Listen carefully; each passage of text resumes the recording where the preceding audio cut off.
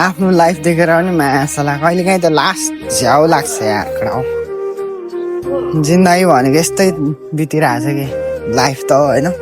आज जे छ भोलि त्यो हुँदैन आज भोलि भन्दा जिन्दगी बितिरहेछ यार गर्ने पनि के गर्ने यार खासै गर्ने पनि हिम्मत छैन यार अब त हारिसक्यो म त ए सुनसान जग्गामा हिँड्यो होइन यस्तै छ लाइफ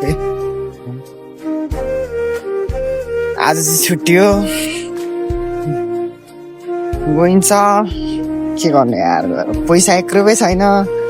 बियर किनेर खाइदिउँ भनेको यहाँ पैसा नि 1 रुपियाँ छैन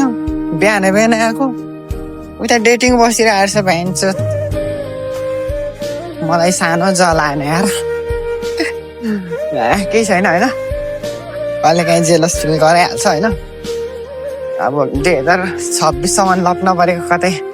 2027मा त 100% लप पर्छ भन्ने कम्पिटिसनमा छु क्या आई होप होइन त्यो चाहिँ मेरो सक्सेसफुल हुन्छ होला यदि मेरो लभ पर्यो भने कति भन्दाखेरि मेरो बिहेमा चाहिँ इन्भाइट सबैलाई हानिदिन्छु म है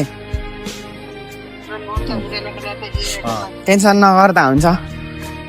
सबैलाई बिहेको इन्भाइट आउँछ अनि जो मेरो गेममा छ नि तिनीहरूलाई कति 200 रुपियाँको रिडिङ कोड दिन्छु म यदि भाउजू खोज्नु सक्छ भने मात्रै भाउजू खोज्नु सक्दैन अन्त यत्रा नै दिन्न म त फर्स्ट भाउजू खोज्ने हिम्मत गरेर तब मात्रै गिफ्ट हानिदिन्छु एउटा हो मेन भनेको पहिला एउटा भाउजू खोज अनि तब मलाई भन भाउजू खोजे त आयो भन म्यासेज गरेको 2 मिनटभित्रमा रिप्लाई दिनेछु अनि त्यसपछि कति भन्दाखेरि 200 को रिडिम कोड पनि गिफ्ट दिनेछु है जस्तो र मैले भनेको जस्तो चाहिँ हुनु पर्यो होइन चाहे काली होस् या गोरी होस् क्या होइन एउटा केटी चाहिँ चाहियो भनेपछि चाहियो खोजिदेऊ केटा हो तिमीहरूको दाइ यहाँ सिङ्गल भएर मर्न लागिसक्यो यार एउटा चाहिँ खोजिदेऊ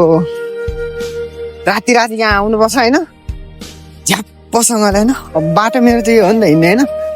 पुरा मान्छेहरू अब लाइनमा बसिरहेको हुन्छ अब चुम्मा चाटी गर्दै भाइ मलाई किन जेलस फिल हुन्छ लामो जस्तो मलाई पो जेलस फिल भइदिरहेको हुन्छ हो अब छैन त के गर्नु अब जेलस त भइहाल्छ नि त होइन अभियसली हुने कुरा पनि हो ठिकै छ केही छैन अहिलेसम्म सिङ्गल भयो अब 2027बाट चाहिँ पक्कै मेरो लभ पर्छ केटा हो